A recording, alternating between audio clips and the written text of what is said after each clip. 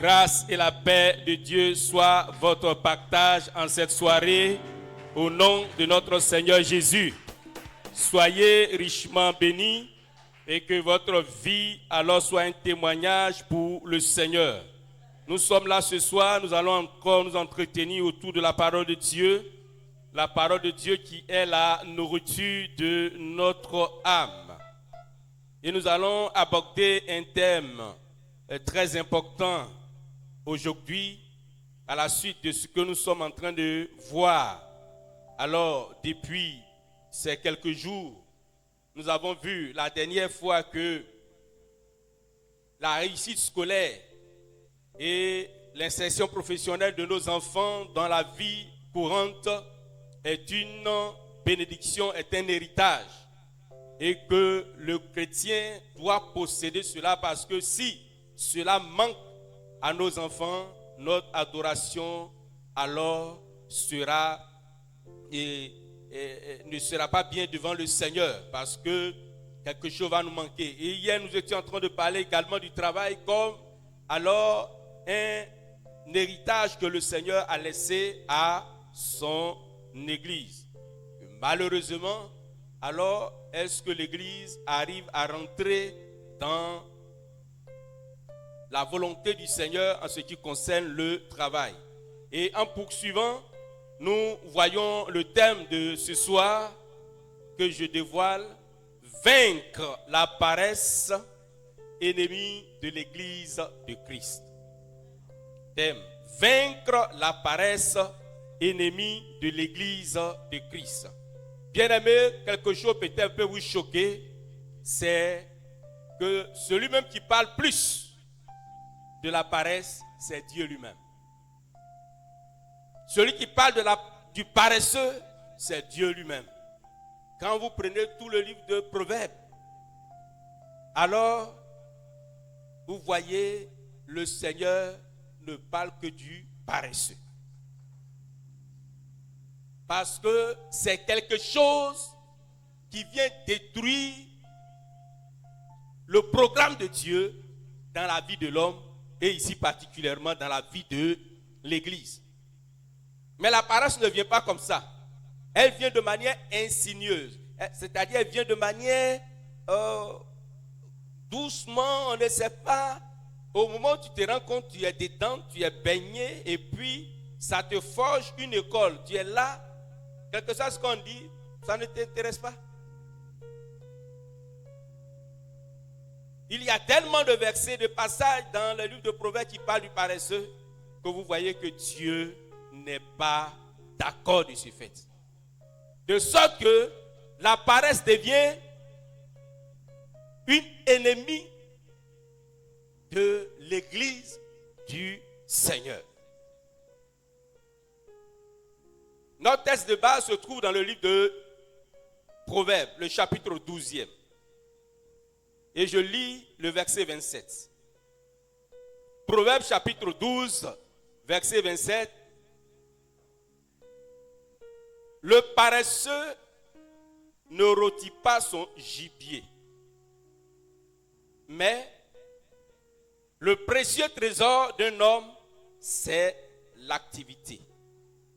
Ou bien dans d'autres versions, mais le bien le plus précieux de l'homme, c'est l'activité, c'est le travail.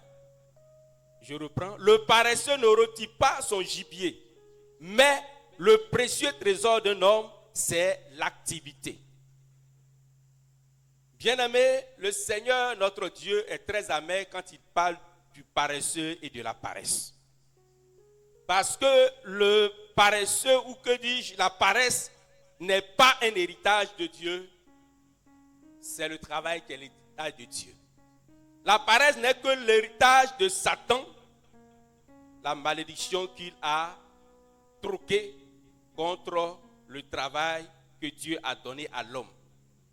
Vous voyez, le travail n'est pas une malédiction.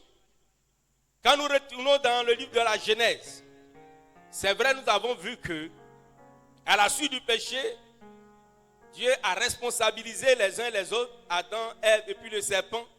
Il va dire à Adam, alors c'est à la sueur de ton front que tu vas manger désormais, et que à cause de toi, alors la terre est maudite, des épines vont sortir de la terre, ainsi de suite, ainsi de suite. Et beaucoup restent sur ça, alors que le travail est une malédiction. Non.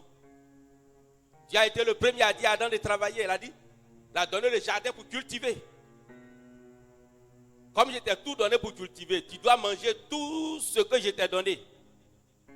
Sauf le fruit de la connaissance du bien et du mal que tu as mangé.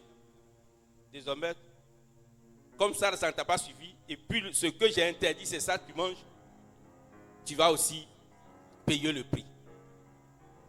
Cela ne veut pas dire que le Seigneur a maudit le travail, donc on ne doit pas travailler. Donc le travail n'est pas une malédiction. C'est pourquoi depuis l'Ancien Testament jusqu'au Nouveau Testament, selon les passages que nous avons lus, quand nous avons vu alors un Thessalonicien, qu'est-ce que l'apôtre Paul dit? Si quelqu'un ne veut pas travailler, il ne peut pas manger. Donc Dieu n'a jamais encouragé la paresse. Au contraire, il a toujours poussé à travailler et à travailler.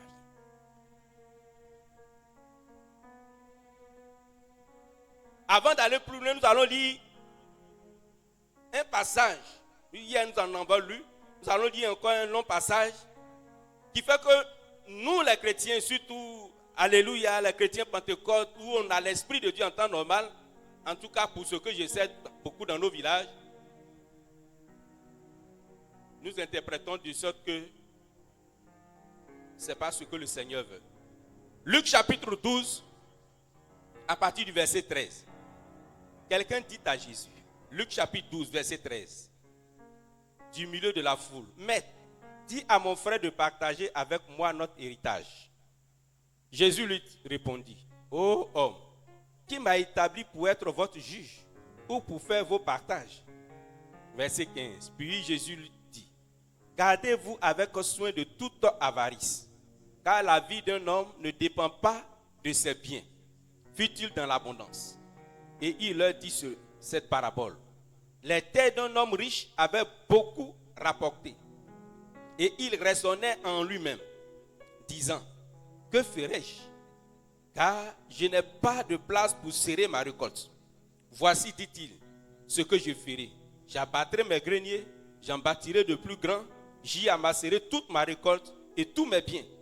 Et je dirai à mon âme, tu as beaucoup de biens en réserve pour plusieurs années. Repose-toi, mange, bois et réjouis-toi. Mais Dieu lui dit, insensé, cette nuit même, ton âme te sera redemandée. Et ce que tu as préparé, pour qui cela sera-t-il?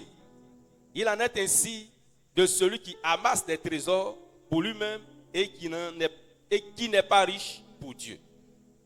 Jésus dit encore à ses disciples, c'est pourquoi je vous dis, ne vous inquiétez pas pour votre vie, de ce que vous mangerez, ni pour votre corps, de ce que vous serez vêtus. De quoi vous serez vêtus? La vie est plus que la nourriture et le corps plus que le vêtement. Considérez les corbeaux. Ils ne sèment ni ne moissonnent. Ils n'ont ni cellier ni grenier. Et Dieu les nourrit comme combien ne valez-vous pas plus que ces oiseaux? Verset 25. Qui de vous, par ses inquiétudes, peut ajouter une coudée à la durée de sa vie? Si donc vous ne pouvez pas même la moindre chose, pourquoi vous inquiétez-vous du reste? Verset 27. Considérez comment croissent les lits. Ils ne travaillent ni ne filent. Cependant, je vous dis que Salomon même, dans toute sa gloire, n'a pas été vêtu comme l'un d'eux. Si Dieu revêt ainsi l'herbe qui est aujourd'hui dans les champs et qui demain sera jetée au four, à combien pour votre raison ne vous vêtira-t-il pas, gens de peu de foi? Et vous ne cherchez pas ce que vous mangerez ou ce que vous boirez, et ne soyez pas inquiets. Car toutes ces choses, ce sont les païens du monde qui les recherchent. Votre Père sait que vous en avez besoin. Cherchez plutôt le royaume de Dieu, et toutes ces choses vous seront données par-dessus. Ne crains point, petit troupeau, car votre Père a trouvé bon de vous donner le royaume. Vendez ce que vous possédez et donnez-le en aumône. Faites-vous des bourses qui ne s'use point, un trésor inépuisable dans les cieux, où le voleur n'approche point, où la teigne ne détruit point. Verset 34, car là où est votre trésor, là sera votre cœur.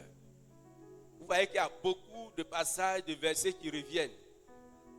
Quand tu prends de manière linéaire une lecture littérale, le Seigneur dit de croiser les bras, de croiser les mains, pied sur pied, d'attendre.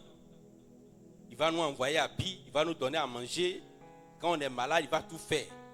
Quand on lit ce passage, il n'y a pas autre interprétation qui est là. Quand tu lis premier verset, c'est ce qu'on voit. Et c'est ce que beaucoup de chrétiens, c'est comme ça qu'ils interprètent. Et malheureusement, ils tombent dans la paresse, dans l'inactivité, et ils sont dépourvus de tout. Et c'est dans l'église que nous trouvons ceux qui sont pauvres, ceux qui sont paresseux, ceux qui sont dans le besoin, ceux qui ne peuvent pas aider d'autres, alors que c'est nous, dans l'église, qui devons être capables d'aider ceux qui sont dehors.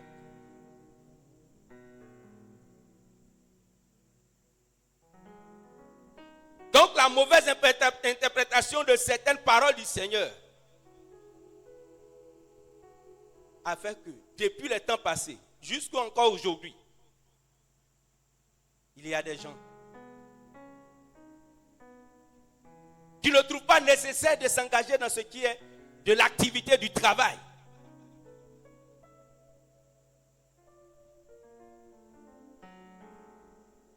Or, le Seigneur vient pour nous parler, pour nous dire, attention, il y a danger à l'horizon.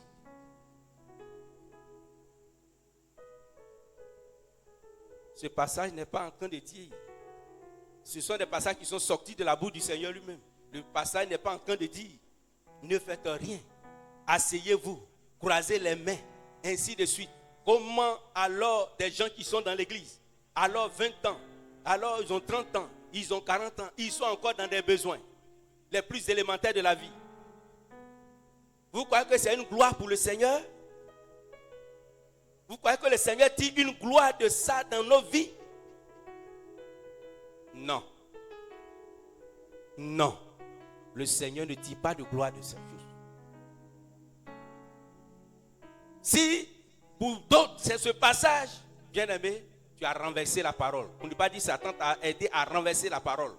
Parce que le Dieu des activités, le Dieu du travail qui a commencé la création par le travail, ne peut pas alors pousser ses enfants dans la paresse. Parce que la paresse n'est pas un héritage que nous recevons alors bien aimé de Dieu. La paresse n'est pas une bonne chose. Que ce soit alors chez les hommes, que ce soit chez les femmes, que ce soit chez les jeunes, bien aimés, la paresse n'est pas une bonne chose.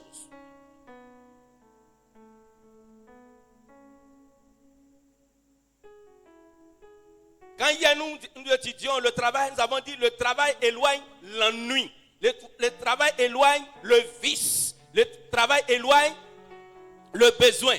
Autrement dit, le contraire du travail c'est quoi? C'est la paresse. Quand on ne fait rien, voilà là. On est ennuyé. Tu n'es pas occupé, tu es ennuyé. Les vices viennent. C'est ça, on regarde n'importe quel film. C'est ça, on apprend à voler, à aller braquer, à faire ce qui est mauvais. On est toujours dans les besoins. J'ai besoin de ci, de ça, mais je ne peux pas avoir. Donc je fais comment?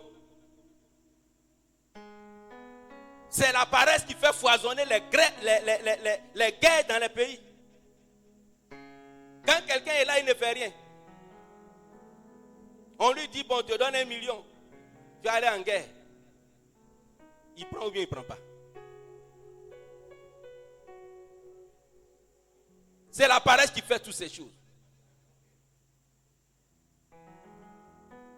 C'est la paresse qui pousse aujourd'hui nos jeunes. Ils sont brouteurs. C'est la paresse qui pousse nos jeunes aujourd'hui. Ils sont devenus des braqueurs.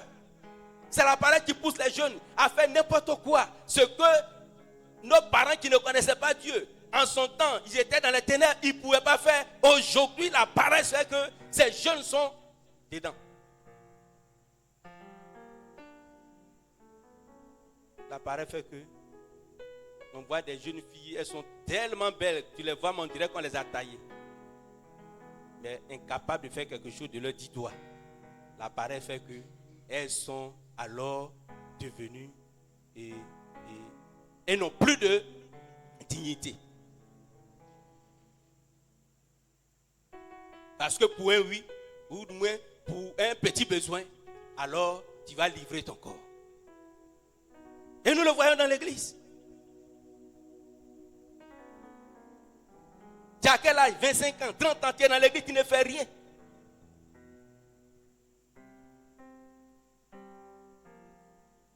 C'est de la paresse. Et la paresse, ce n'est pas une bonne chose. La paresse, ce n'est pas un héritage. La paresse, c'est une malédiction. La paresse, c'est un vice. La paresse, c'est un mal. Bien-aimé, la paresse. Hier, quand j'ai donné le témoignage, en parlant de cet homme, quand l'homme de Dieu a lancé l'appel, alors je demande à toutes les femmes veuves d'approcher. Pourquoi la dame s'est levée? Parce que le monsieur est paresseux. Il est incapable de pouvoir aux besoins de son épouse. Ton vivant, ton cadavre, c'est la même chose. Donc je suis veuve, elle s'est levée pour partir. C'est à cause de la paresse.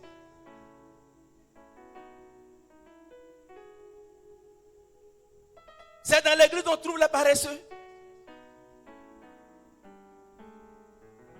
Dans un village, le chef du village est très puissant. Il a un champ. Il a un grand champ, un champ de 4 hectares. À part lui, il n'y a personne d'autre. Mais, il y a quelques années derrière, ils avaient reçu un jeune qui venait d'un autre pays et qui est arrivé là.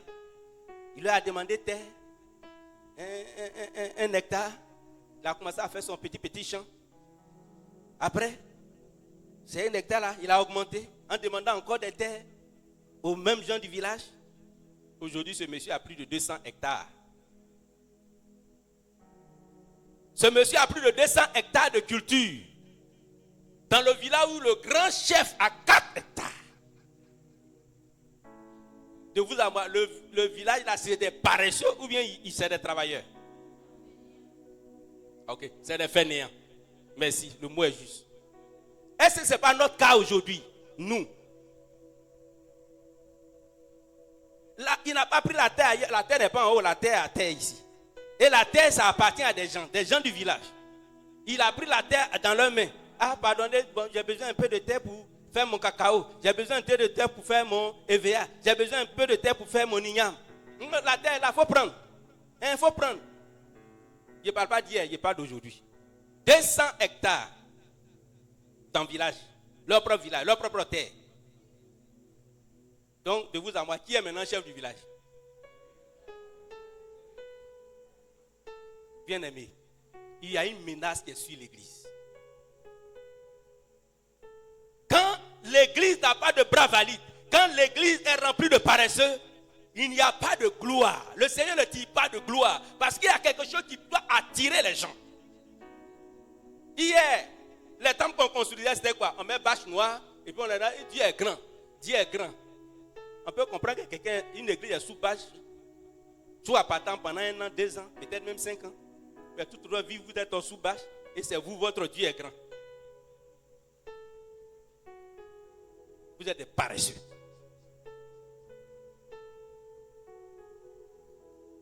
En même temps que votre Dieu est grand, vous, chez vous à la maison, vous avez de grandes maisons, des maisons bien carrelées, des maisons bien ventilées, des maisons bien climatisées. Vous êtes dedans, mais vous êtes sous des bâches. Ils s'asseyent sous des bancs, on dirait que c'est tabouret des enfants.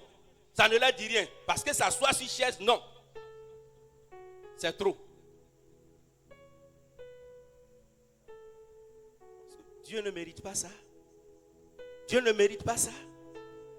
Église de Dieu. C'est un cri de cœur que le Seigneur lance. Quand nous faisons les statistiques de l'église, les travailleurs y en ont combien? Les métiers y en ont combien? Les fonctionnaires y en ont combien? Les vendeurs y en ont combien? Quand tu finis, les sans-emploi là, ils sont beaucoup comme ça. Vous faites quoi dans la vie? 20 ans, 30 ans, 40 ans. Vous faites quoi dans la vie? Je suis planteur. Planteur là, tu as planté quoi?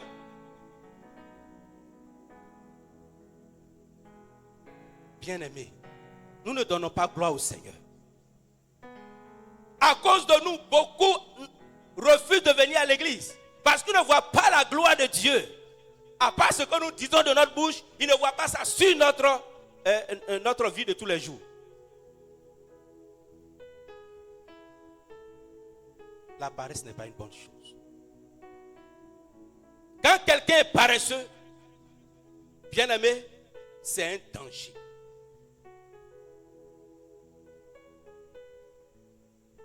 Il dit dans le verset que nous avons lu, le paresseux ne rôtit pas son gibier. C'est-à-dire, même quand on lui a donné un agouti pour braiser, pour manger ses problèmes. Quand on lui a donné un rat pour braiser, pour manger ses problèmes. Quand on lui a donné viande pour mettre sur feu pour manger ses problèmes. Adieu, viens faire. Adieu, viens faire. Coco, viens faire. Somla, viens faire. C'est comme ça. Il n'y a pas quelqu'un.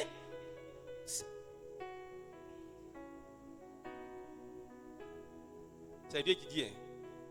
Et il dit, pour vaincre, c'est l'activité. Et puis, mais le précieux trésor d'un homme, c'est l'activité. Le précieux trésor d'un homme, c'est le travail. C'est vrai, tout à l'heure on va prier, mais je suis en train de dire à quelqu'un que ce n'est pas prière qui fait ça.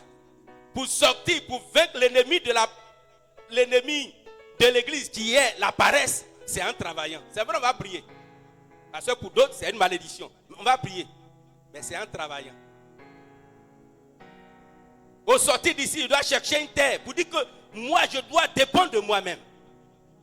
Dieu a donné la terre pour faire sortir le pain de terre, pour que personne ne manque. Dieu n'a pas créé fonctionnariat. Dieu n'a pas créé les fonctionnaires. Il a créé la terre. Il a créé les animaux. Toutes ces choses pour qu'on cultive, pour qu'on se prenne en charge. Ne sois pas une charge pour quelqu'un. Ton honneur est diminué. Ta dignité est diminuée. Je vous ai dit que le Seigneur n'est pas du tout content de ceux qui sont paresseux. Lisons dans le livre de Proverbes chapitre 19, le verset 24.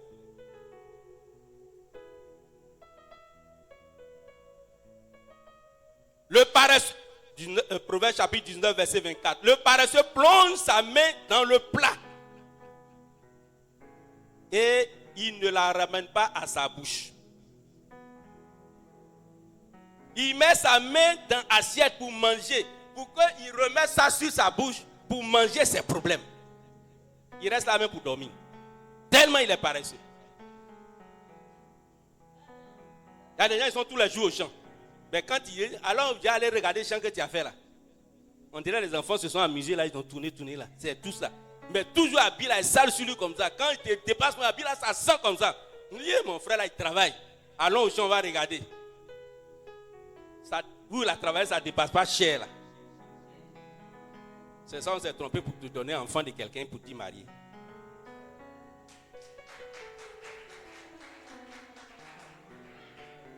Le paresseux, il met la main dans l'assiette, il ne peut pas mettre dans sa bouche. C'est pas moi qui ai dit, je suis en train de vous sortir ce que le Seigneur lui-même, il dit dans sa parole sur les paresseux.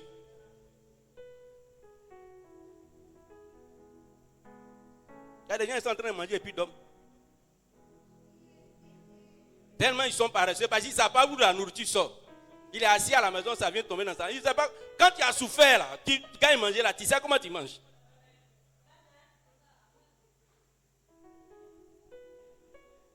Et l'église est remplie de gens comme ça. Bien-aimés. La paresse fait tomber dans l'assoupissement. Allons dans le livre de Proverbes, toujours, au chapitre 19, verset 15. Il dit, la paresse fait tomber dans l'assoupissement. Et l'âme nonchalante éprouve la faim. Quand tu es paresseux, tu as toujours faim. Parce que tu ne peux pas manger ton propre manger. Donc quand on est paresseux, on est assoupis. Quand on vient à l'église et puis il y en a qui sont en train de dormir là. Ils sont assoupis. Les problèmes de la terre là les ont mis en bas. Ils sont assoupis. Ils sont dépassés par les événements sur la terre. La Bible dit, la paresse fait tomber dans l'assoupissement. Il ne sait pas ce qu'il va faire. Et à tout moment, il a faim. La paresse empêche la gloire de Christ de briller sur l'église.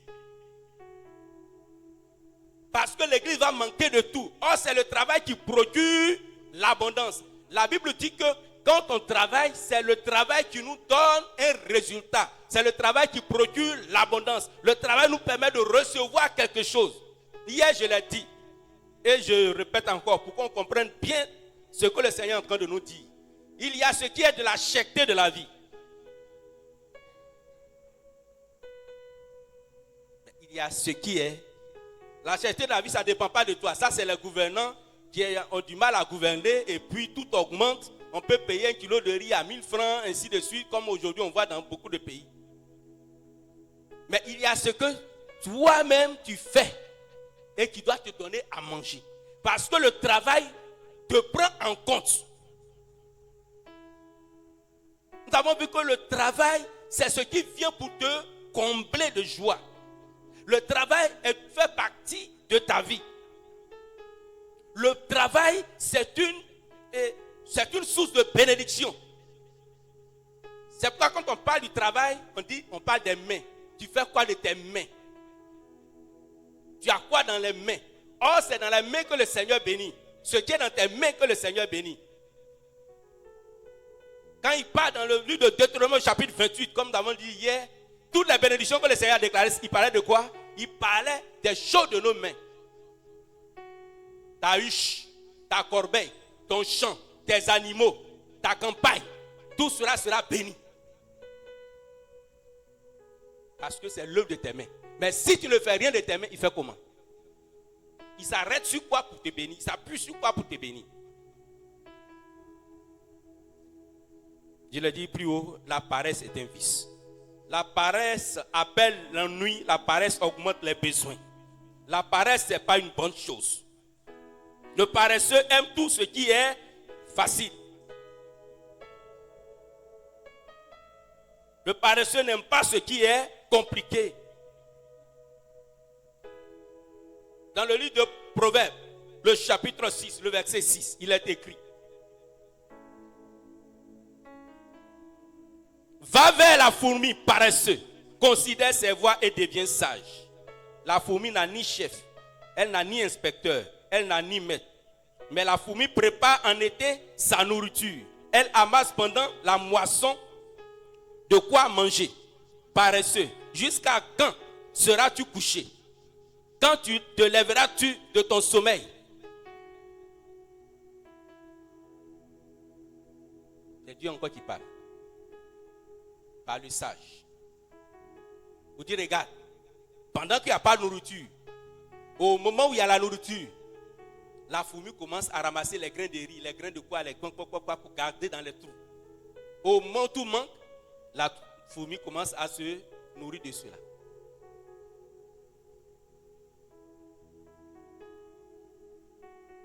Nous sommes en octobre, la saison de sèche a commencé. C'est là, il y en a qui sont prêts pour faire champ. Au moment où la pluie versait fou. On ne pensait pas à faire champ. C'est pendant la saison sèche que ses yeux s'ouvrent. Il a fait champ de temps. Il a fait champ de temps. Il a fait champ de temps. Dites-moi, ça c'est un homme travailleur ou bien c'est un homme paresseux?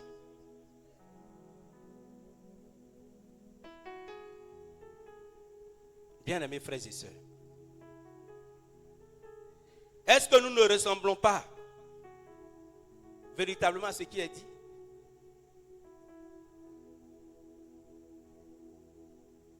Les églises ne devaient manquer de rien. Fut-elles de petites églises dans nos assemblées, dans nos villages.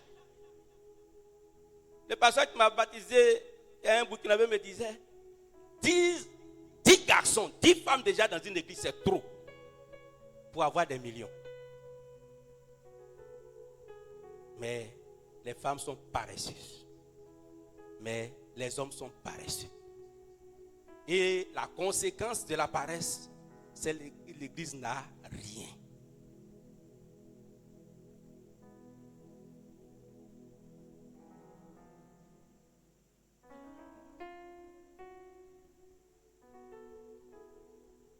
Vous ne voyez pas que vous avez chaussures pour vous? Parce que nous étions en train de parler hier en disant, il y a le travail manuel, il y a le travail qu'on fait au champ, à la machette là-bas. Il y a le travail intellectuel, ou ceux qui vont au bureau. Il y a le travail des petits métiers. Mais il y a aussi le travail alors à l'église. Tout ça, c'est le travail. Et dans tout ça, il y a la paresse. Que ce soit où on doit lancer machette, où on doit aller s'asseoir devant un ordinateur, on doit aller au bureau, il y a des gens qui sont paresseux dans ça.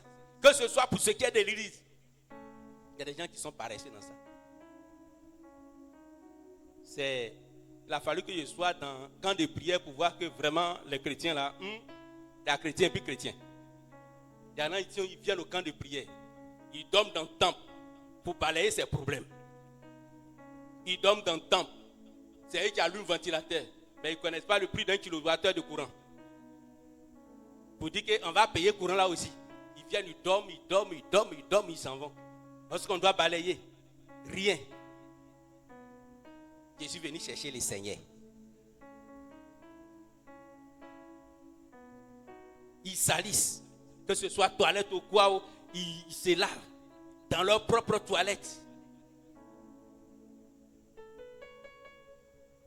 La paresse.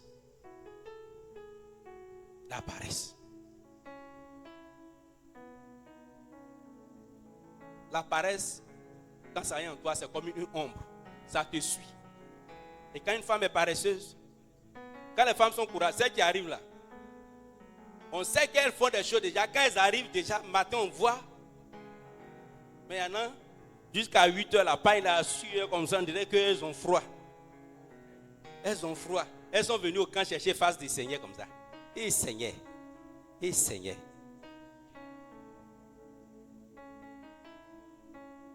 Quand l'église est remplie de paresseux, c'est difficile.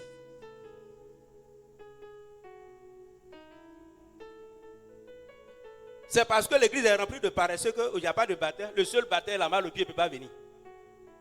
C'est parce que l'église est paresseuse qu'on a combien de pianos, mais on n'a pas de jeunes pour jouer le piano. C'est parce qu'il y a des paresseux qu'il n'y a pas de voix masculine parmi les chanteurs, les chants, que tout est des pauvres ménagères qui se débrouillent.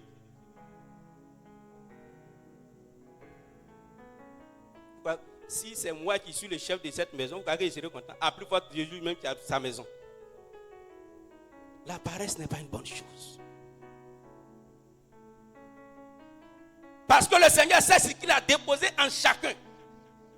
Et il veut que nous l'activions. C'est pourquoi on dit le travail c'est une activité. Ça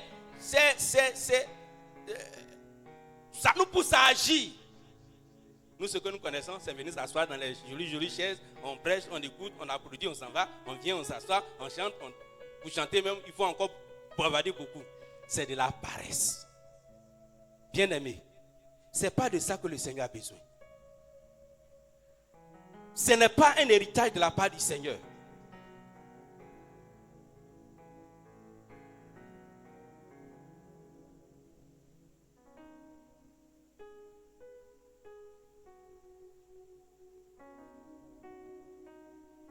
Parce que quand l'église est remplie de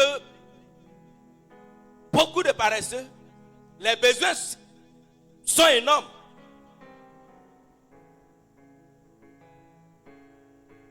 Et quand il n'y a pas l'argent, on vous arrache. On vous arrache les terrains. Ce qui est pour vous, on vous arrache. Parce que le paresseux n'est pas productif.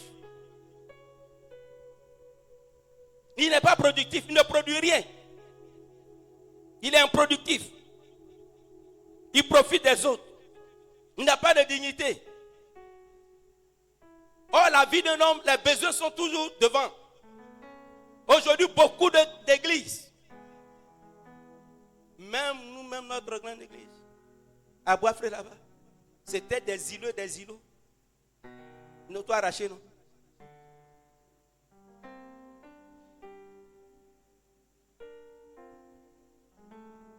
Parce que quand l'église est remplie de paresseux, il n'y a pas d'activité, il n'y a pas de production, il n'y a pas quelque chose qu'on peut avoir. Donc, nous sommes toujours dans le besoin. Et quand une situation se présente, tout ce que tu peux avoir, on t'arrache. Que ce soit terrain, on t'arrache. Que ce soit maison, on t'arrache. Quand un paresseux loue maison, là, après on fait quoi? On le met dehors. Parce qu'il ne peut pas payer la maison. Même quand tu reçois un héritage bien aimé de valeur, et que tu ne fais que dépenser cet héritage, alors que tu n'augmentes pas cet héritage, sache que tu es un paresseux. Tu as reçu un champ de ton père, un hectare. C'est sur hectare là tu restes. Tu es un paresseux. Tu as reçu des maisons. Tu as reçu, peut-être le père où mourait, c'était des millions. On laissait pour toi. Toi, tu ne fais que dépenser. Tu ne cherches pas à faire fructifier. Tu es un paresseux. Dans le livre de Luc au chapitre 15, le jeune homme a dit, papa, l'argent là, il y a pour moi dedans. Il faut donner. Quand est-ce qu'il a pris? Il est parti dilapider. Quand on reçoit un héritage, on va le bonifier, on va le fructifier. Parce que ton père a souffert pour laisser une terre. Tu fais quoi?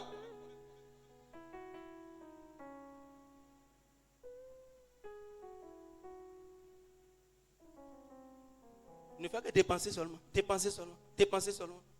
Ça va finir. Peut-être devant toi, l'argent n'a pas fini. Mais pour tes enfants, ça a fini. Le paresseux est contre le royaume de Christ parce qu'il est ennemi de Dieu sans le savoir. Parce en étant paresseux, il aide Satan à se moquer de Dieu. Le paresseux est celui qui n'a pas de vision pour demain. Il ne pense qu'à aujourd'hui avoir son petit pain, manger et puis dormir. Le paresseux est celui-là même qui est toujours dans le besoin. Et quand tu lui proposes un travail, il va te dire, oh, mais travail là même, oh, ça là c'est salissant, hein. Ça là même, ça va m'empêcher d'aller adorer Dieu. Hein. Il travaille là-haut, ça là quand tu arrives le soir, tu es fatigué comme ça. Travail là, il va trouver celui qui va qualifier tout ça de travail. Ça là, c'est pas pour travail pour femme. Hein. Ça là, c'est pas pour chrétien. Toi-même, ton église a créé combien de travaux ou bien de professions?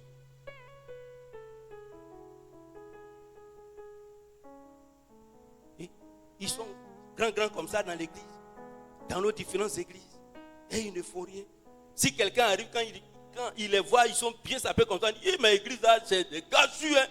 Hein? Ils ont l'argent. C'est le travail qui produit quelque chose. L'appareil ne produit rien. Tu donnes quoi? C'est ton aspect. Je vous pose une question. Si dans un pays, tout le monde est paresseux, ce pays-là peut évoluer?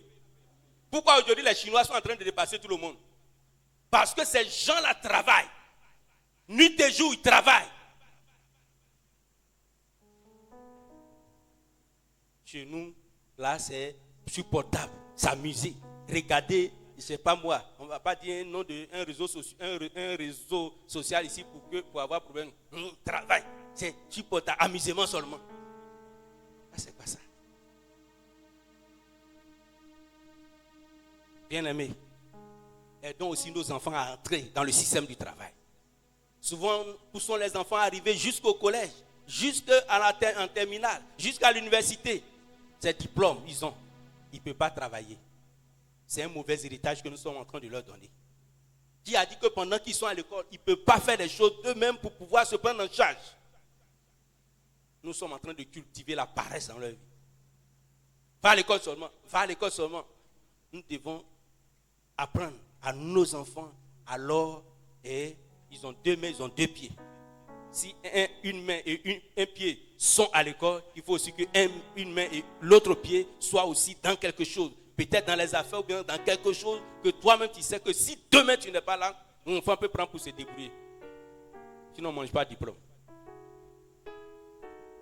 Apprenons à faire cela à nos enfants. Parce que nous, les chrétiens évangéliques, regardons du côté de nos frères qui sont musulmans. Vous avez vu un musulman, son enfant traîne comme ça? Ceux qui sont venus faire la peinture, leur enfant là, il ne dépasse pas 3 ans, l'enfant avec lui. Ceux qui sont venus coiffer la maison, ils le font avec leurs enfants. Mais à combien de chrétiens, même quand on dit allons nettoyer le cours de l'église, ils viennent avec leurs enfants.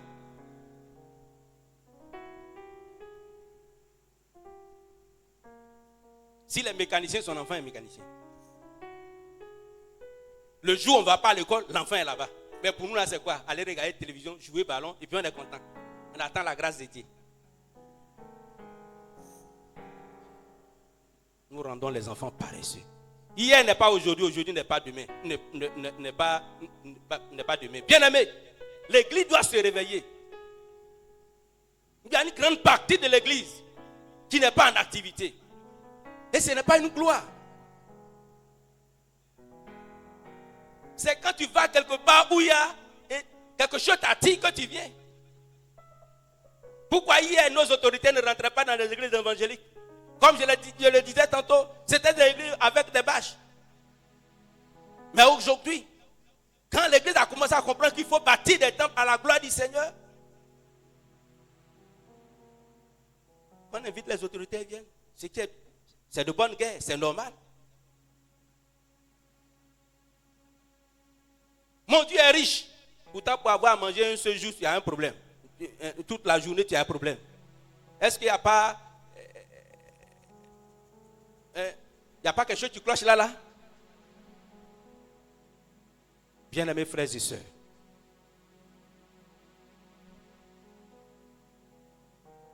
La paresse n'est pas une bonne chose.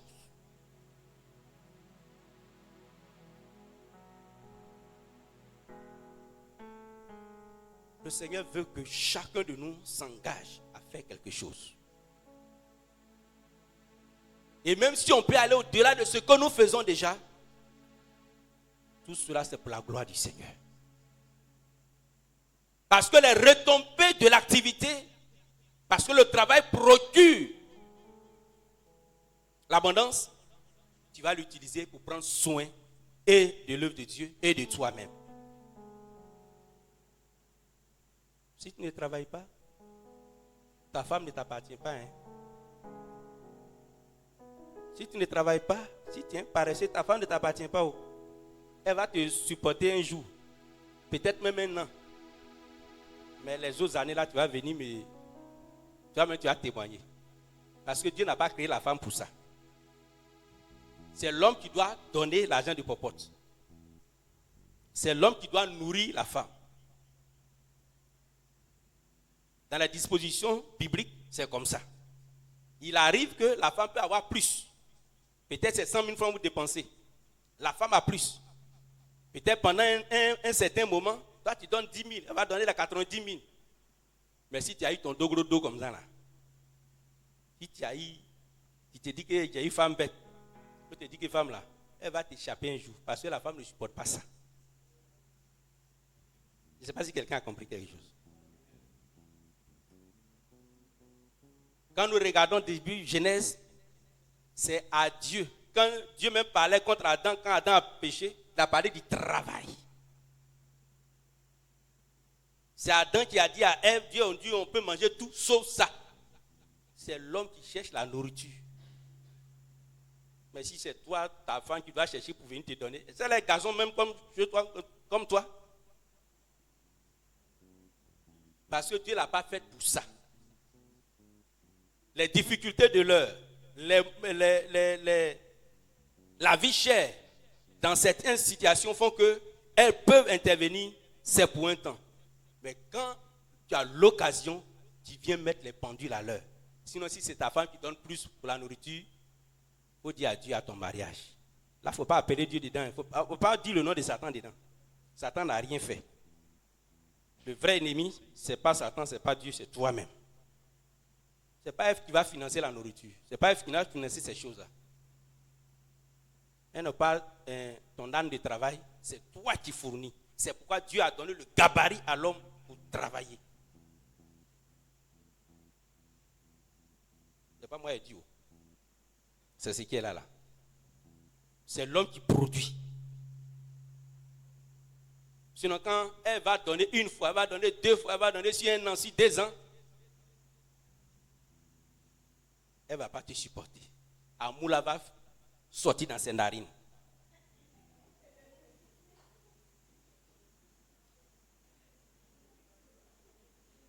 Qui ici veut donner sa fille à un homme qui est paresseux? Quel est ce garçon? Tu as bien éduqué ton garçon, tu veux donner ton garçon à une fille qui est paresseuse. Qui ne sait rien faire de ses 10 doigts, ni à la maison, ni dans le travail. Un travail rémunérateur, un travail qui peut lui donner quelque chose. Qui va lui donner? Elle ne sait pas faire lit, elle ne sait pas laver habiller, elle ne sait pas repasser habiller, elle ne sait pas préparer, elle ne sait pas faire cuisine, elle ne sait rien. Assiette-la, tourne autour d'elle comme ça. Elle est dedans. Les poulets dansent dedans. Comme toi-même, tu as dit à donner à ton fils. Bien-aimé, une bonne partie de l'église, des chrétiens que nous sommes, pour ne pas dire la grande partie, il y a trop de paresseux. Il y a trop de paresseux. Je me répète, on peut avoir un bon travail, il y a la gestion, ça c'est autre chose. Mais nous sommes en train de parler de l'inactivité, le fait que nous n'arrivons pas à nous prendre en charge. C'est un problème. C'est un problème. Bien-aimés frères et sœurs, le Seigneur, dans le livre de Proverbes, le chapitre 20, le verset 4,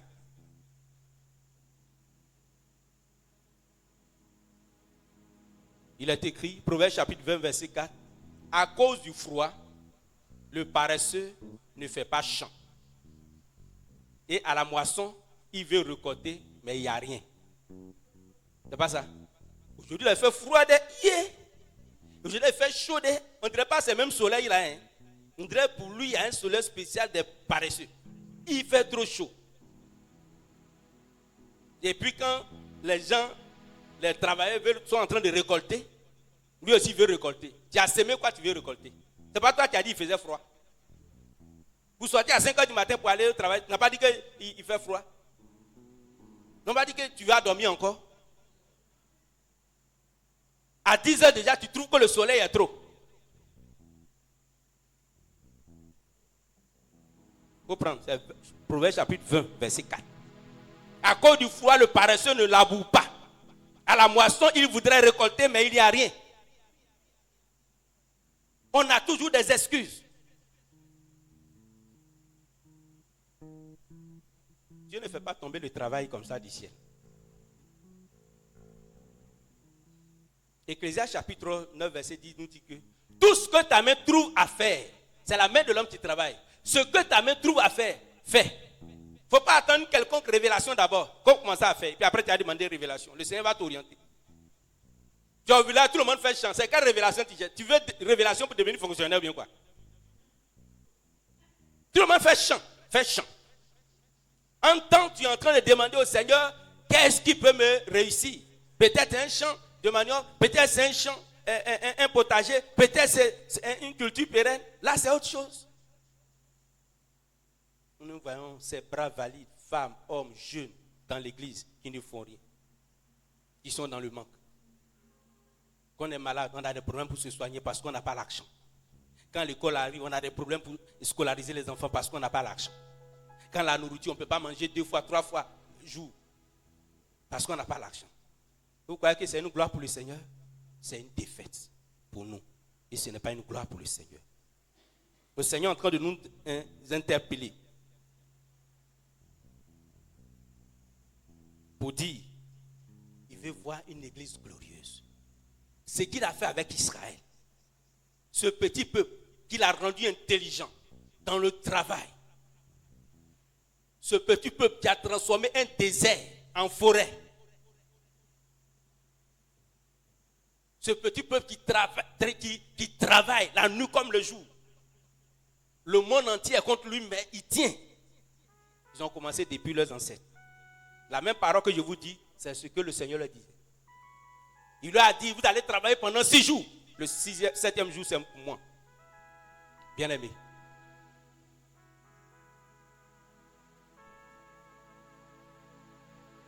Le paresseux dit, il y a un lion dehors. Et puis il ne sort pas pour aller travailler parce qu'il a toujours peur. Vous prenez ça dans Proverbe chapitre 22, verset 13. Bien aimé,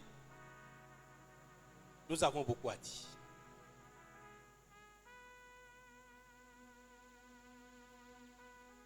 Il y a des gens qui peuvent être très courageux pour eux-mêmes. Mais pour ce qui est de l'église, il ne peut pas s'engager dedans. Mon cher, tu as pris le chemin de la pauvreté. Tu as pris le chemin de la pauvreté. Fais le bilan, tu ne vois pas depuis les années. Parce que le Seigneur, tout ce que nous faisons, le Seigneur nous permet de le faire pour que cela revienne vers lui. Nous avons une grande partie, mais la petite partie, le Seigneur veut cela pour qu'il puisse régner sur nos vies. Bien-aimés, pour vaincre la paresse, c'est le travail. Pour vaincre la paresse, c'est de se décider à entrer dans le travail. Pour vaincre la paresse, c'est d'étudier. Alors, qu'est-ce que je dois faire? Qu'est-ce que je dois faire? Parce que tu dois te nourrir, tu dois te prendre en charge. Et il y a encore des gens que tu dois prendre en charge. Ce n'est pas toi seul. Nous t'avons lu ce verset hier. Alors, dans le livre de Actes chapitre 20, verset 35. Alors, pour que ce que nous faisons, nous puissions aussi soutenir les plus faibles. Mais toi, tu n'es pas faible. Tu as de gros bras pour travailler, tu es valide. Le Seigneur compte sur toi pour que la richesse que tu as produite, il puisse en utiliser pour aider d'autres personnes qui sont handicapées ou qui sont peut-être dans des besoins. Oui, bien-aimé. N'invite pas le démon de la paresse dans ta maison. Parce que quand on est paresseux, même la sueur devient maladie pour nous. Quand on est paresseux, on est prêt à acheter toutes sortes de médicaments. Quand on est paresseux, il y a des choses pour lesquelles nous allons dépenser alors que ce n'était pas ce que nous devons faire. Si une église est paresseuse, ce n'est pas un bon signe. Que ce soit au dehors, pour avoir sa dignité, pour un travail qui va nous procurer quelque chose, que ce soit dans l'église, comment exercer ses talents, bien aimé, ce n'est pas une gloire pour le Seigneur. Il faut que l'église se mette au travail. Il faut que l'église se mette au travail.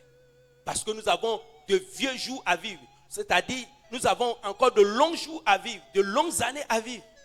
Mais si pendant que nous sommes jeunes, nous avons 30 ans, 40 ans, 50 ans, nous sommes encore en activité, nous pouvons agir, n'agissons pas. C'est à 70 ans, 80 ans que nous allons faire quelque chose. Le Seigneur nous bénisse. Il faut que tu vainques la paresse dans ta vie. La paresse vient de manière insinueuse, doucement dans la famille. Et il y a des familles, c'est des paresseux. Ne permets jamais ton enfant d'aller rentrer là-bas. Il faut que l'affaire de Jésus là soit bien. Sinon, tu vas hériter. Toi-même, tu vas témoigner quand ton enfant va rentrer là-bas. Ah, si c'est des paresseux de première classe, et ce n'est pas une bonne chose, bien aimé.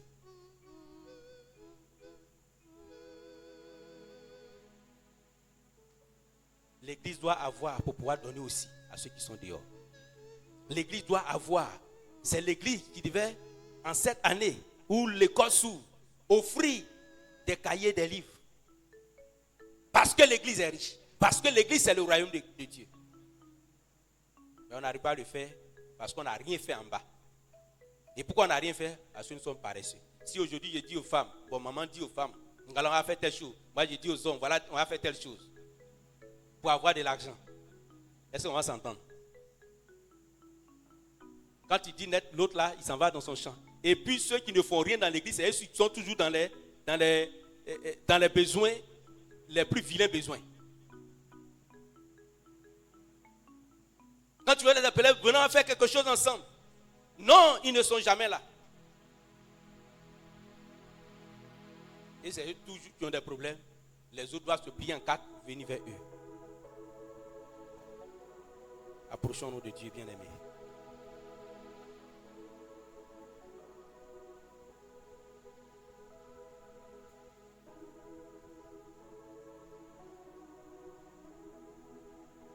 La force que Dieu t'a donnée pour travailler, pour ton champ, Dieu en a aussi besoin pour que tu travailles pour son église. La santé que Dieu t'a donnée pour que tu travailles. Dieu te l'a donné pour que tu travailles, c'est vrai. Il t'a donné aussi cette santé pour que tu te souviennes de son œuvre. Quand tu ne fais pas toutes ces choses-là, tu es un paresseux. Tu vois aujourd'hui les besoins dans la maison de Dieu, les besoins d'ouvriers. Toi, tu es venu juste comme un assistant, comme quelqu'un qui est venu se promener. Tu n'as rien à faire dans l'église. C'est leur église. Tu ne bouges pas du tout le petit doigt. Aujourd'hui, les besoins de l'église sont énormes. Aujourd'hui, parce que l'église est pauvre, elle ne peut pas évangéliser les musulmans. Parce que quand un musulman se convertit, généralement, il est chassé de sa maison, de sa famille. Mais c'est quelle église qui a les moyens de supporter, de prendre 2, 3, 4, 5 musulmans convertis, les prendre en charge à l'école et tout ça, quand les parents les auront chassés? Si l'église pouvait comprendre ces choses, qu'elle doit produire.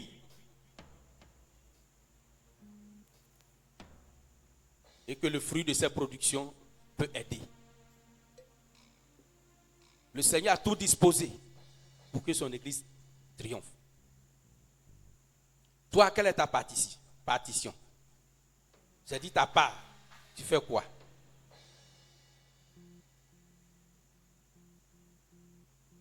Ta part, tu fais quoi?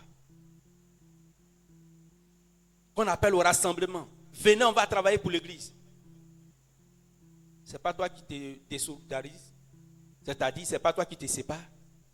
Pourtant, c'est toi qui as toujours problème. Tu donnes ta force pour ton propre champ. On dit 5 heures, 6 heures, tu es parti. Donc pour ce qui est de l'église, c'est toi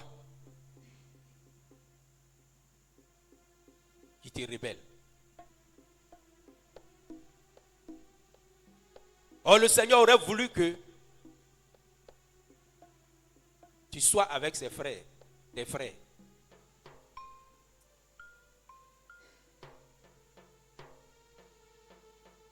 Bien-aimé, approchons-nous. Regarde en toi-même. Tu es courageux, tu es travailleur ou bien tu es un paresseux. Que ce soit pour ce qui est l'œuvre de Dieu dans la maison de Dieu, que ce soit au dehors.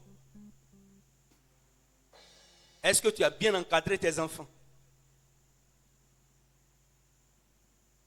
Pour un morceau de pain, l'homme commet le péché. Toutes ces choses. Si cette église comprenait la vision du Seigneur pour se mettre ensemble, pour travailler, elle serait peut-être dans le manque, mais pas trop. Elle pourra aussi aider d'autres personnes. Parce que le Seigneur nous a beaucoup donné dans la révélation de sa parole. Est-ce que tu n'es pas parmi ceux qui sont des trouble-fêtes, ceux qui empêchent les femmes d'aller travailler, les hommes d'aller travailler, se mettre ensemble? Il faut tirer la conclusion, ce que tu as fait toi seul depuis de si longues années. Ça t'a envoyé où? Quand tu as refusé de faire ensemble avec tes frères et tes sœurs.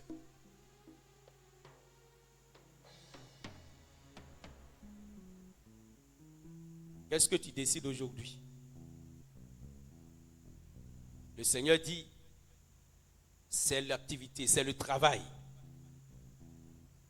qui peut renverser la paresse qui est en toi. Depuis tout ce mois d'octobre, depuis toutes ces années, tu as fait quoi de spécial? Tu as produit quoi? Tu fais quoi? N'est-ce pas tes parents qui continuent de te nourrir à ton âge ou à tes âges?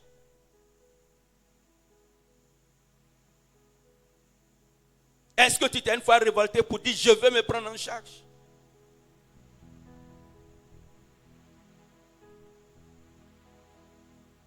Aie de la dignité. Aie de l'honneur. Aie de la dignité.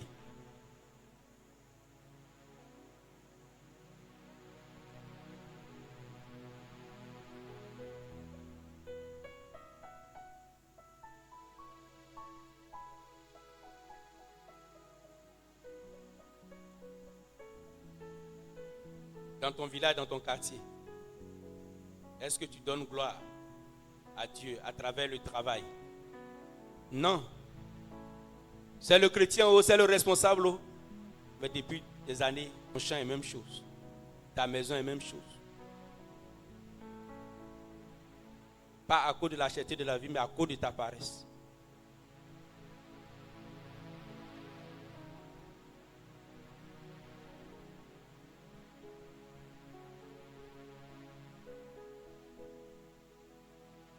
Oui, bien-aimé. Réfléchis à ta vie.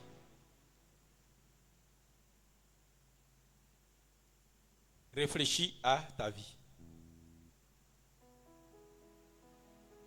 Au sortir de ce programme,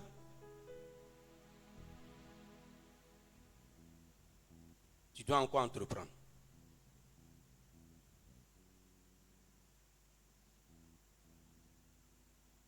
On t'a proposé, tu travailles quelque part. Tu t'es dit, ce n'est pas la peine.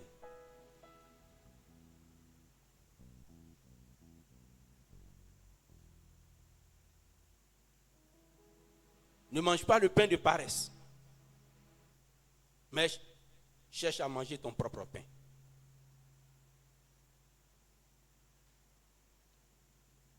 Tu es une femme, ça ne veut pas dire que tu dois être paresseuse. Au contraire, c'est toi qui es le pilier de la maison.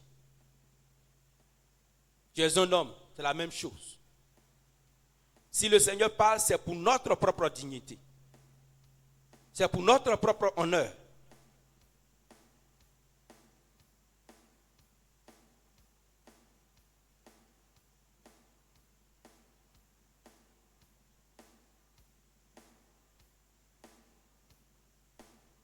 Élargis l'espace de ta tente. Élargis ton champ. Élargis ce que tu fais.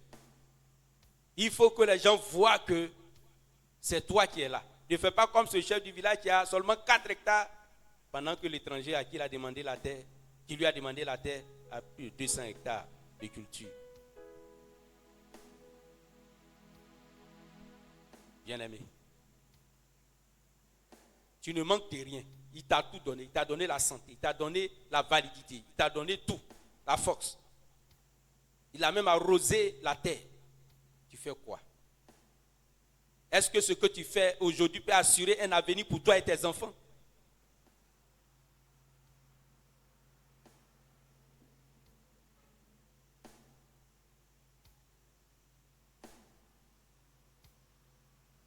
Si à seul je n'arrive pas à le faire, à 2, à 3, à plusieurs nous pouvons le faire. Nous pouvons réussir des projets qui peuvent nous donner notre dignité sans demander à qui que ce soit. Le Seigneur n'est pas dans la paresse. Le Seigneur fustige le paresseux. Le Seigneur encourage au travail, à l'activité.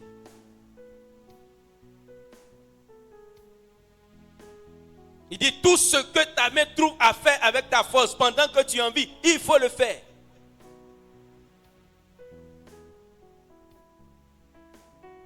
Si dans une révélation, tu as donné quelque chose à faire, il faut le faire.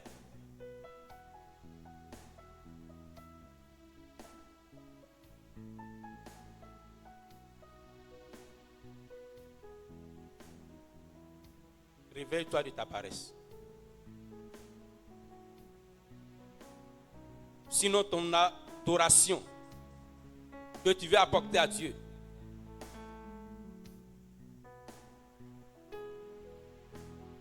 tu n'auras pas assez de joie là-dedans.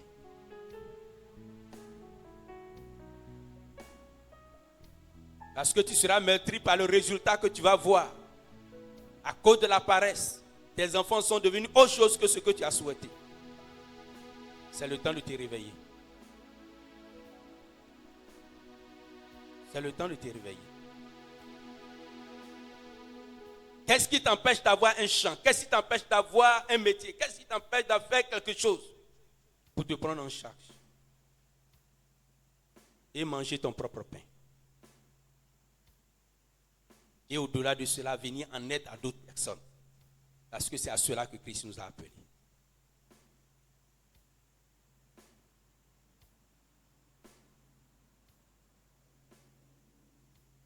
Élevons la voix et prions le Seigneur. Notre Dieu, notre Père, ce soir, nous voulons nous approcher de toi pour te demander pardon. Que de paresse dans l'église, Seigneur notre Dieu, et ce n'est pas une gloire pour le Seigneur. Et nos églises sont nombreuses, Seigneur, et nous voulons te demander pardon. Parce que nous avons mal interprété ta parole. Seigneur, des gens qui sont assis du matin jusqu'au soir sans rien faire, les années passent. Cela ne leur dit rien. Il ne peut pas se mettre en activité pour dire je vais produire telle chose, je vais me mettre en activité pour me prendre en charge, pour prendre ma famille en charge. Seigneur, nous nous sommes laissés avoir par l'ennemi et nous voulons te demander pardon. Même nos enfants, Seigneur, nous ne l'avons pas appris à nos enfants, Seigneur notre Dieu, comment être courageux, travailleur.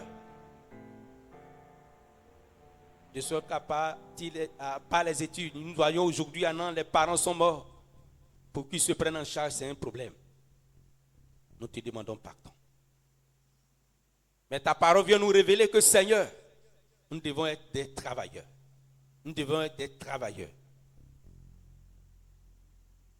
Nous avons hérité de nos pères, mais nous avons gaspillé cet héritage.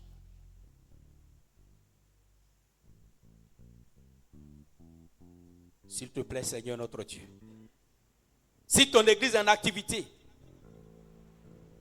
cela procure la joie dans les cœurs. Et cette joie attire des gens de dehors. Mais quand elle est ennuyée, elle est, oh Dieu de gloire, dans le besoin continuel, qui voudrait les suivre pour venir à l'église? Et c'est ce que nous sommes aujourd'hui. Nous implorons ta grâce.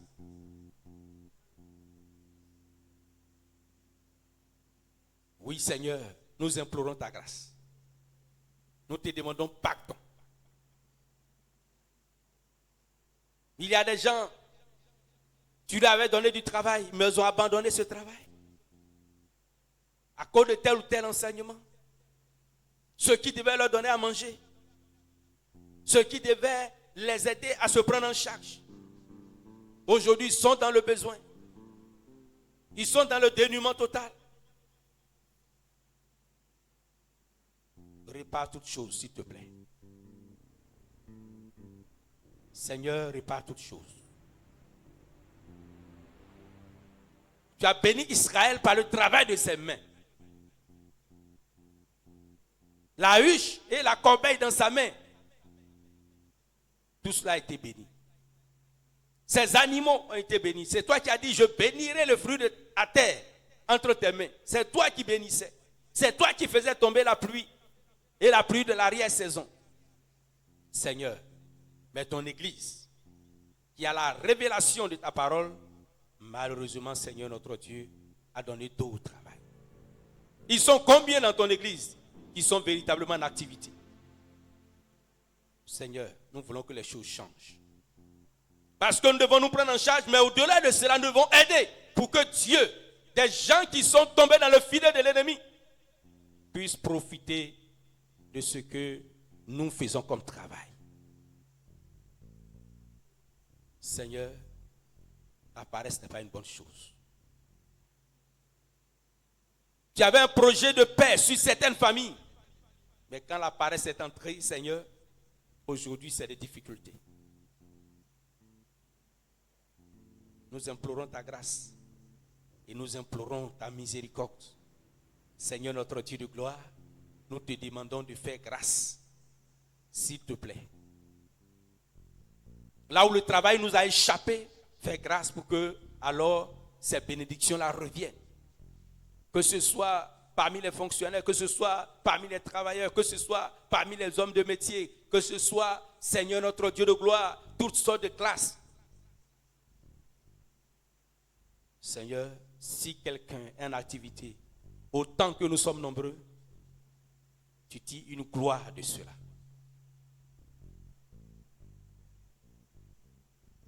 Nous implorons ta grâce. Bien-aimés, nous allons prier. Je ne sais si c'est votre cas chez vous à la maison. Mais tout ce que vous faites a du mal à réussir. Je ne sais pas quel est le problème. Tu vas te tenir levé et tu vas prier. Tu vas présenter votre situation au Seigneur. Pour que le Dieu de miséricorde se souvienne, n'est-ce pas, de vous. Il y a des familles où rien ne réussit. Mais ce n'est pas si c'est une malédiction qui a été prononcée. Quand tu les vois, ils sont grands de taille, ils sont bien bâtis, ils sont grands. Mais regarde leur fin. Bien-aimé, il n'y a aucun, même métier, même le champ ne ressemble à rien. Bien-aimé, pour ne pas dire fonctionnaire, c'est une malédiction en fait. Cela a été, votre bénédiction du travail a été tronquée et aujourd'hui c'est la paresse et cette famille se plaît dans cet état.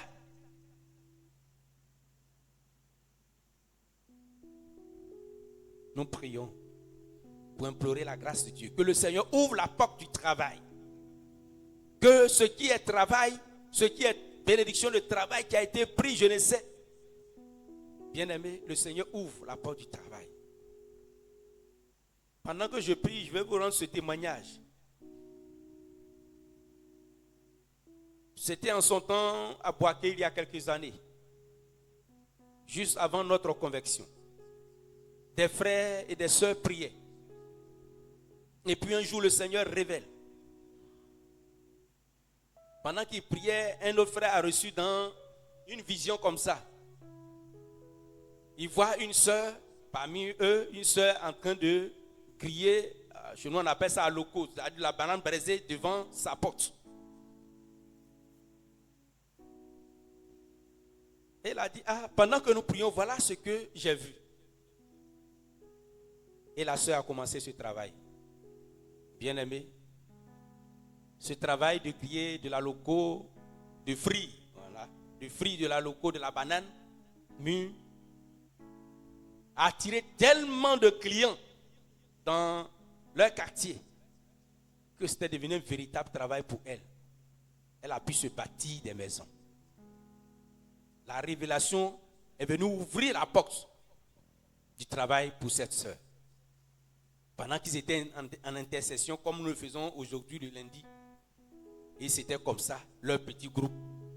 Alors bien aimé, il y avait une malédiction quelque part, une porte qui était fermée quelque part, et le Seigneur a débloqué.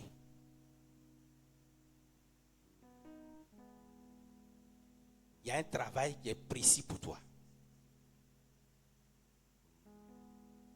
Tu ne dois pas être dans la dépendance de quelqu'un. Parle à ton Dieu. Qu'il te parle sur le travail. Que le Seigneur t'oriente. Que le Seigneur ouvre tes yeux. Que le Seigneur t'oriente, bien-aimé. Tu ne peux pas rester dans ça pendant 10 ans, 20 ans. Tous ceux qui étaient des paresseux pendant longtemps, ils ont quitté l'église. Parce qu'à un moment donné, pour ne plus supporter eux-mêmes leurs propres besoins, ils sont devenus autre chose. Il ne faudrait pas que ce soit ton cas.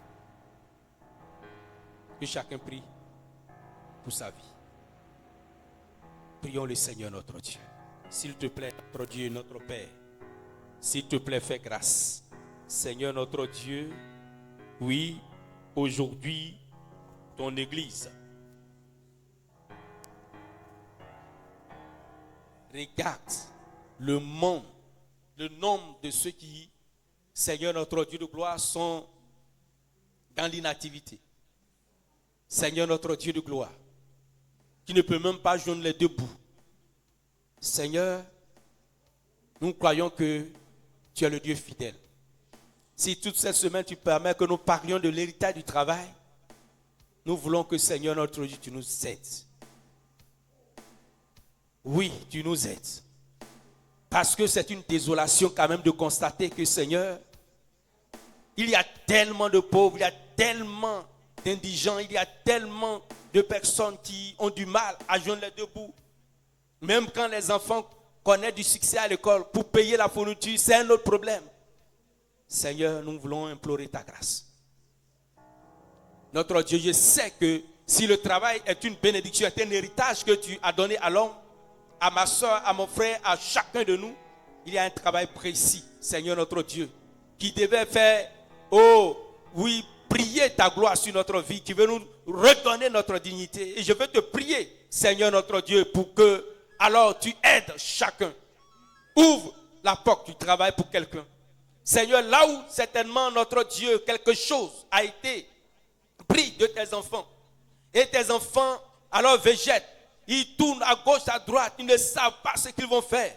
Regarde, malgré les âges qui passent, Seigneur, c'est toujours l'éternel recommencement. Nous voulons implorer ta grâce, s'il te plaît, Seigneur. Oui, nous voulons implorer ta grâce, au Dieu de gloire. Le travail que tu as donné a échappé de la main alors de ton fils, de ta fille.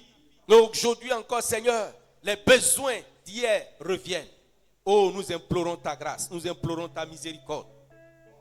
Que la paresse soit éloignée de tes enfants que nous sommes. Seigneur, une église courageuse, travailleuse, glorieuse, en activité. Seigneur, c'est ce que nous voulons, oh Dieu. Donne à quelqu'un, oh Dieu de gloire, une orientation selon ton bon plaisir. Donne à quelqu'un une orientation, Seigneur notre Dieu. Ce que la personne doit faire pour, oh Dieu de gloire, se prendre en charge. Ce que la personne doit faire, oh roi de gloire, pour fuir le vice, l'ennui, le besoin. Seigneur notre Dieu, nous implorons ta grâce, oh Dieu de gloire. Oui, Seigneur, fais grâce. Dis à ton fils, dis à ta fille, voilà ce que je te réserve. Voilà ce que je voudrais que tu fasses. Seigneur, glorifie-toi, notre Dieu. Ouvre la porte du travail. Si dans cette famille, Seigneur notre Dieu, la malédiction a été que, papa, il n'arrive pas à avoir du travail, mais pour ton fils, que ce soit le cas exceptionnel, notre Dieu. Pour ta fille, que ce soit le cas exceptionnel, notre Dieu. Ô Éternel, Seigneur, glorifie-toi, glorifie-toi, glorifie-toi, glorifie-toi, glorifie-toi, glorifie-toi. En donnant à mon frère, en donnant à ma soeur, en donnant à chacun de nous une révélation parfaite, oh Dieu de gloire, Seigneur, de l'activité que tu voudrais voir tes enfants mener. Oh Seigneur, fais grâce. Oh Seigneur, fais grâce. Oh Seigneur, fais grâce. Nous t'en supplions, glorifie-toi, Seigneur notre Dieu. Il est semblable à toi, agis, Seigneur notre Dieu de gloire. Oui, papa, s'il y en a qui doivent passer des concours professionnels, tu ouvres la porte, oh Dieu de gloire. S'il y en a qui, oh Dieu de gloire, Seigneur, doivent élargir, oh papa, l'espace de leur tente, oh Seigneur notre Dieu, de l'activité commerciale, Seigneur, fais-le, notre Dieu. Nous ne voulons plus que, Seigneur, tes enfants soient dans la disette. Nous ne voulons plus, Seigneur, que tes enfants soient dans le manque. Nous voulons que, Seigneur, tes enfants influencent. Nous voulons que, Seigneur, tes enfants soient ceux qui ont les plus grands magasins, ateliers et autres. Nous voulons que, Seigneur, tes enfants soient ceux qui ont les plus grands potagers, les plus grands. Seigneur notre Dieu de gloire, papa, oui, plantation. Nous voulons que, Seigneur, tes enfants, tu les élèves, ô roi de gloire. Oui, Seigneur notre Dieu, si hier, avec, oui, les adorations d'idoles de nos familles n'avons pas pu avoir ces bénédictions, aujourd'hui, nous voulons les avoir, Seigneur notre Dieu. Nous voulons posséder ces choses, ô Éternel. Oui, parce que pour nous, cela fait partie de l'adoration de Dieu. Oui, le travail que tu m'as donné fait partie de l'adoration de Dieu. Avec ce travail, je te rends gloire. Avec ce travail, je te donne gloire. Avec ce travail, Seigneur notre Dieu, je te bénis, je te loue. Et c'est ce que Dieu de gloire, tes enfants doivent faire, Seigneur notre Dieu. Nous t'en supplions. Regarde, combien arrive-t-il à manger? Alors, Seigneur notre Dieu, papa, les 2-3 repas par jour, Seigneur notre Dieu, il y a un souci. Alors, Seigneur, ouvre la porte du travail, s'il te plaît. Saint-Esprit, ouvre la porte du travail, s'il te plaît. Saint-Esprit, ouvre la porte du travail, s'il te plaît. Saint-Esprit, que, oh Dieu, la paresse s'en aille, la malédiction s'en aille, tous ces blocages d'hier s'en aillent. Et qu'aujourd'hui, qu'il y ait un nouveau jour. Alors, Seigneur, tu étends ta main. Glorifie-toi, Seigneur notre Dieu. Oui, glorifie-toi, papa. Nous voulons voir cette année nouvelle qui commence. Des frères et des sœurs engagés, Seigneur notre Dieu. Que personne, alors papa, ne soit sans activité, Seigneur notre Dieu. Que les mains de chaque frère et sœur soient alors des mains qui travaillent. S'il te plaît, Seigneur, aide ton peuple. Aujourd'hui, le marché du travail est difficile. Mais, Seigneur, c'est difficile pour les gens du monde. Mais pour tes enfants, Seigneur, tu crées des opportunités. Oui, Seigneur notre Dieu, je suis auprès de toi, Seigneur. Donne une révélation à quelqu'un. Donne une révélation à quelqu'un. Donne une révélation, une conduite à tenir, Seigneur notre Dieu. Comme ton serviteur pourrait le dire. Tout ce que ta main trouve à faire, avec ta force, fais-le. Seigneur, oriente tes enfants pour que notre Dieu, il ne soit pas, alors Seigneur notre Dieu de gloire, oui, dans le besoin du Seigneur notre Dieu de gloire, qui puissent manger eux-mêmes leur propre pain. Nous voulons compter, Seigneur, sur ta grâce. S'il te plaît, agis. S'il te plaît, agis. Là où ton fils a besoin de travail. Seigneur notre Dieu, il a fini peut-être le diplôme. Il est en train de chercher du travail. Seigneur notre Dieu, ouvre la porte. Là où ta fille a fini le travail et l'école, elle a fini, oh Dieu de gloire, Seigneur, elle a la tête du travail. Nous prions que, Seigneur notre Dieu, tu ouvres les portes, Seigneur notre Dieu. Tu ouvres les portes, Seigneur. Oh Seigneur notre Dieu, dès maintenant, tu ouvres les portes, Seigneur notre Dieu. Oui, Seigneur. En tant que père, nous voulons voir nos enfants réussir. En tant que mère, nous voulons voir nos enfants alors insérés, oh Dieu, dans le tissu social, professionnel. Alors Seigneur, fais-le. Alors Seigneur, fais-le. Alors Seigneur, fais-le. Que ce soit le travail manuel, que ce soit le travail, oh Dieu de gloire, Seigneur, intellectuel, que ce soit le fonctionnariat, que ce soit les hommes de métier. Saint-Esprit, ouvre la porte, Seigneur notre Dieu. C'est toi qui l'as dit. Vous ne serez pas la queue, vous serez la tête. Saint-Esprit, ouvre la porte du travail pour tes enfants. Parce que quand ils auront le travail, Seigneur notre Dieu, ils auront de la dignité, Seigneur. Ils auront la dignité, Seigneur. Et moi, je crois en ce Dieu qui est capable d'ouvrir des portes. Seigneur, ouvre des portes. Seigneur, ouvre des portes. Seigneur, ouvre des portes. Seigneur, ouvre des portes. Les enfants qui sont sortis à l'heure de l'école, qui ont du diplôme, qui veulent travailler, ouvre les portes, Seigneur. Notre Dieu, des enfants qui sont déjà en activité, notre Dieu, bonifie et Dieu de gloire, permets-leur d'avoir, oh Dieu de gloire, de la promotion pour évoluer. Seigneur notre Dieu, ceux qui font des travaux manuels, oh Seigneur notre Dieu, du commerce, oh Seigneur notre Dieu, toutes sortes d'activités. Seigneur béni, Seigneur béni, Seigneur béni. C'est toi qui as dit, je bénis l'œuvre de tes mains. Bénis l'œuvre de leurs mains. Bénis l'œuvre de leurs mains. Bénis l'œuvre de leurs mains. Bénis l'œuvre de leurs mains. Que leur commerce grandisse. Que leur magasin grandisse. Ça grandit davantage. Oh Dieu de gloire. Que l'œuvre de leurs mains prospère à tous égards. Au nom de Jésus, nous implorons ta grâce et ta miséricorde. Seigneur, fais grâce. Seigneur, fais grâce. Seigneur, fais grâce. Nous t'en supplions. Ouvre le travail. Ouvre la porte du travail. Ouvre la porte du travail. S'il te plaît, Seigneur. Oui, là où il y a un blocage, Seigneur notre Dieu, enlève ce blocage pour que tes enfants, oui, les enfants de tes enfants aient les meilleurs postes. Seigneur notre Dieu, les enfants de tes enfants aient les meilleurs postes. Nous en prenons ta grâce, Seigneur notre Dieu. Oui, agis. Seigneur, si un travail, une profession, un poste est pour tes enfants et que l'ennemi veut faire barrière, que Seigneur notre Dieu, l'ennemi échoue. Au nom de Jésus, ouvre la porte du travail pour tes enfants. Béni sois-tu, Seigneur, au nom puissant de Jésus. Amen.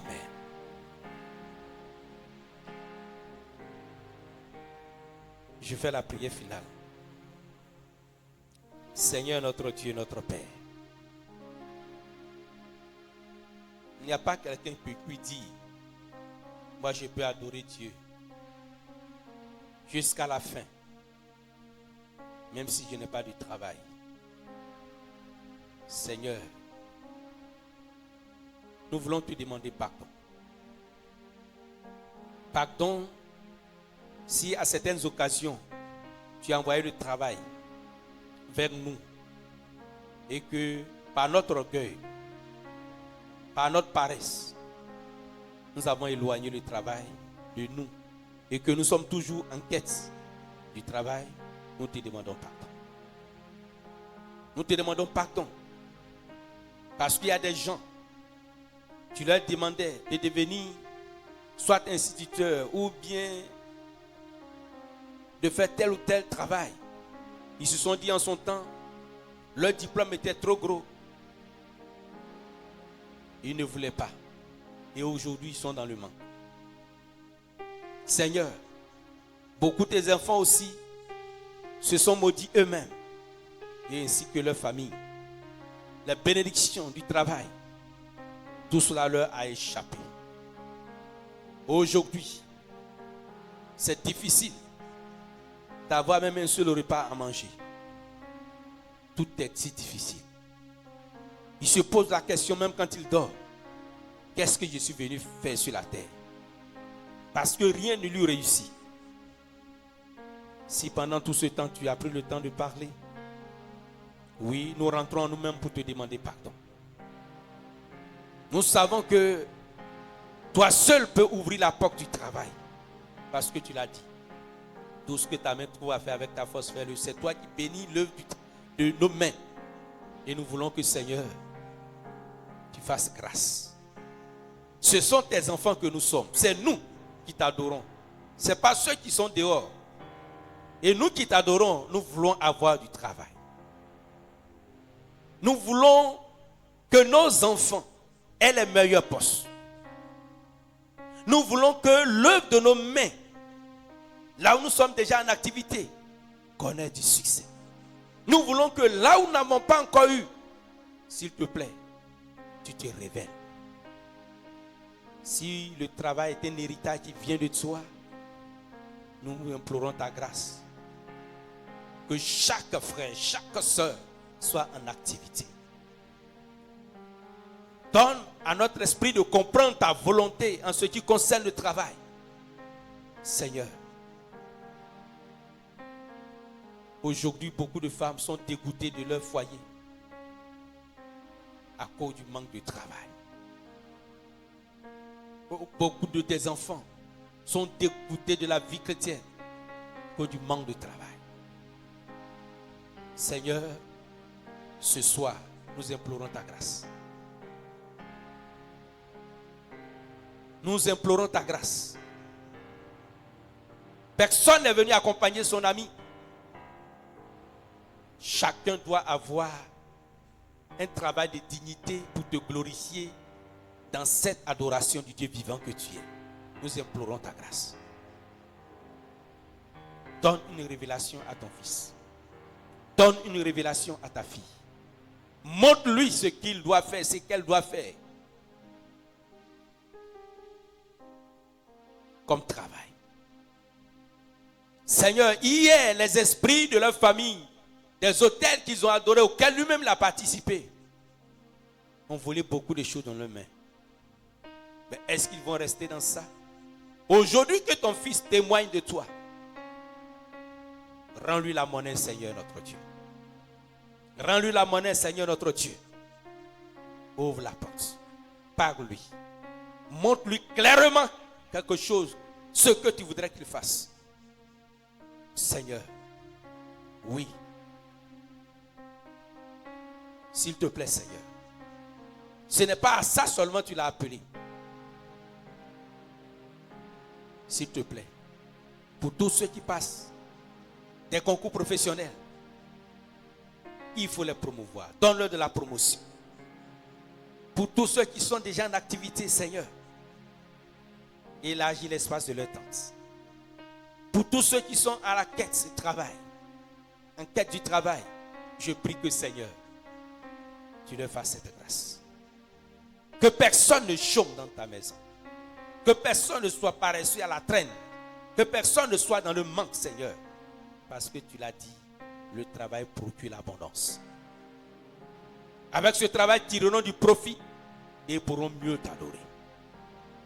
Là où l'ennemi s'est assis sur leur travail et assis sur leur bénédiction, que cette porte du travail de bénédiction, Seigneur, s'ouvre. S'il te plaît, Seigneur. C'est toi qui l'as dit, c'est l'année du témoignage. Nous voulons donc, Seigneur, que tes enfants témoignent. Béni sois-tu, Seigneur, au nom puissant de Jésus. Que tu te révèles et que chacun puisse le témoigner dans cette même église. Parce que tes enfants ont gros sur le cœur.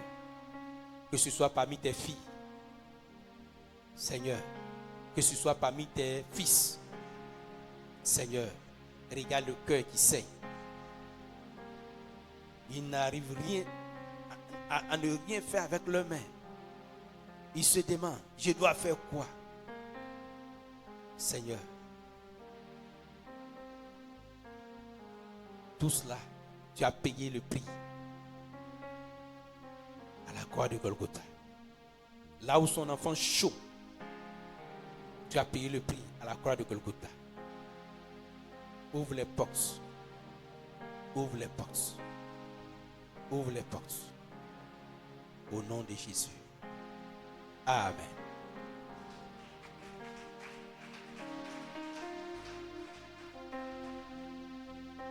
Nous terminons et je vais dire à quelqu'un, prends ce sujet vraiment à cœur à la maison.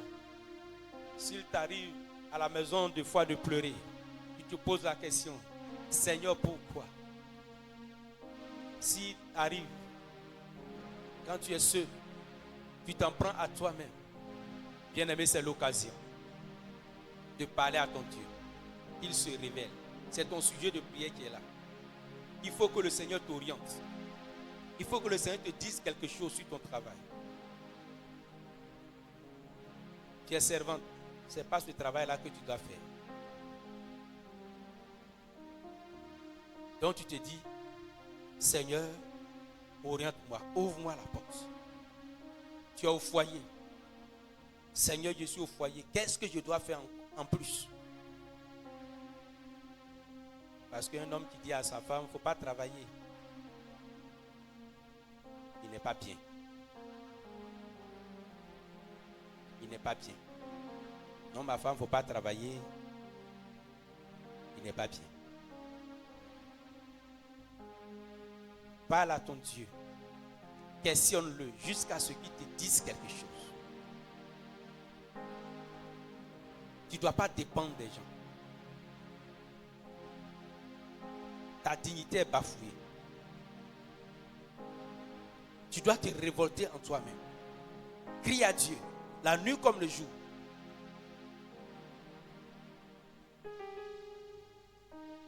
Tu connais la souffrance qui est dans la famille, dans votre famille. La sorcellerie qui bat son plein dans votre famille. Tu connais qu'il y a du spirituel dans ce que tu traverses. C'est l'occasion qui est là. Interroge le Seigneur. Il faut l'importuner davantage. C'est lui qui a dit, il bénit l'œuvre de tes mains. Mais actuellement, tu fais quoi de tes mains? Il n'y a rien dans ta main. Il va bénir quoi? Dis-lui. Il se révèle à toi. Tes enfants doivent travailler. Dis à Dieu qui pèse lourd dans l'orientation du choix. Ils sont au chômage. Il y a un travail qui se profile à l'horizon. Dis-leur. Ils doivent avoir le bac. Parle à ton Dieu. Parce qu'ils doivent occuper le bon poste à travers une bonne filière qu'ils ont, dans laquelle ils se sont engagés. Bien-aimés, ce n'est pas des choses que nous devons prendre à la légère. Parce que quand nos enfants n'ont pas réussi, quand nous-mêmes n'avons pas réussi dans ce côté, cela pèse lourd sur notre adoration de Dieu. Donc, prends cela au sérieux et parle à ton Dieu. S'il est le Dieu fidèle, il va te répondre. Oh, il est vraiment le Dieu fidèle, il te répondra. Que Dieu nous bénisse. Alors, nous avons fini.